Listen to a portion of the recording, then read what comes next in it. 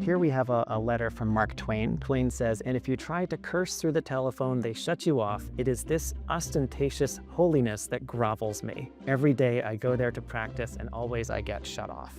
I want to hear Twain swearing over the telephone. Me too, yeah. This is one of Alexander Graham Bell's original laboratory notebooks. It says zinc, iron, brass. Wow. It's pretty great.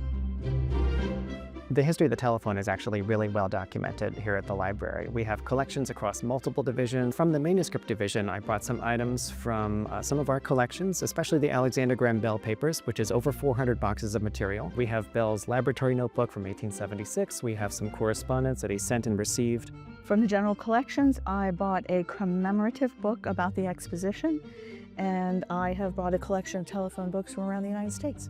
Josh, the exposition was really large in American technology history. So the telephone had its first big public debut at the 1876 Centennial Exposition in Philadelphia. This was the 100th anniversary of American independence, but only about a decade removed from Civil War. And here we have some items from both of our collections that document the exposition. We have an image here of the main exhibit hall, the largest building in the world by area at the time, over 21 acres.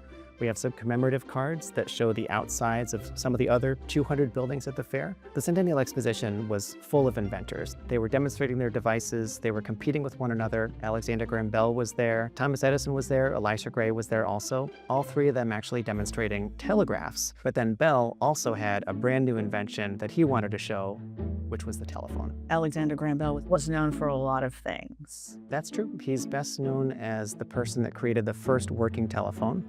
But he got money from that invention that he used for all kinds of other projects. It was everything from his lifelong interest in the education of the deaf, to kites and airplanes and hydrofoils, to one project in which he attempted to create a metal detector that could find the assassin's bullet that had lodged in the body of President James Garfield. When I was looking for material, I was surprised at how little Alexander Graham Bell was actually mentioned in the discussions around this.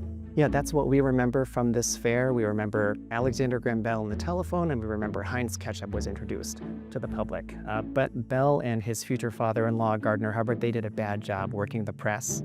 And so most visitors didn't seem to have noticed the telephone, and there wasn't that much information about it until some of the scientists that were there started spreading the word.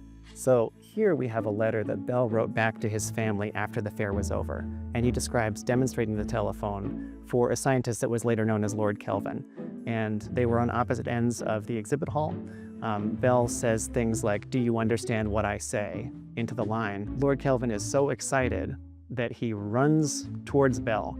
He runs faster than Bell's assistant is running, and he says, "I understood what I say." So not the entire sentence. Bell described this invention as an invention in embryo at the time, but later the popularity spread pretty quickly. This is one of Alexander Graham Bell's original laboratory notebooks, and here we see him preparing to go to the Centennial Exposition. "Mr. Bell, are you going to the Centennial?" So here we see a telephone that he's working on, but it's not the one that he patents. It's not the one that he first gets to work. It's a slightly evolved version. He's preparing it for the Centennial. He works on so many different things. I'm liking the ink blots personally. Yeah, there's a bunch of stuff in here. So in Bell's lab books, and he has over 200 laboratory notebooks in his collections, you get this great sense of his creative process. He writes down everything.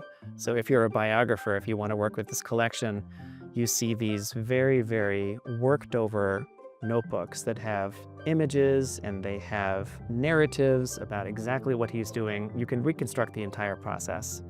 And when Bell is really interested in the telephone as a device that can make money, there's also a number of pages that are witnessed by other people, just in case there are lawsuits that come later, and a lot of lawsuits come later.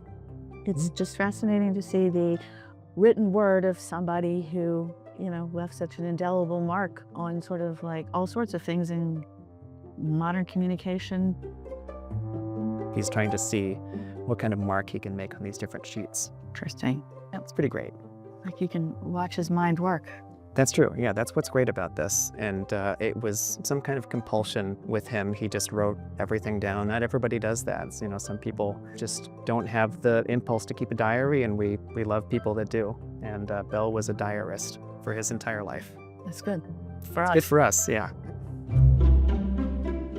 When the 1870s, the telephone is born. Originally, people think that it's going to be a business device, but then it becomes really popular with the public, and it starts to appear in people's homes, and they have this new way to talk to each other. They don't have to go to the telegraph office anymore. They can use this device by themselves. The device is a little bit hard to use. It can be crackly. You have to call the operator. The operator has to connect your call. They might be listening to you, but it does spread really quickly. Well, that is where this comes in. This is a Chicago telephone directory from January of 1885, and they have several pages on what you would expect when you use the telephone, including instructions for using the telephone. We typically see people using these for genealogy purposes, people who are interested in learning about their community generally, obviously for people, but also for businesses. We have people who are interested in a specific business that may have been rather important to their town.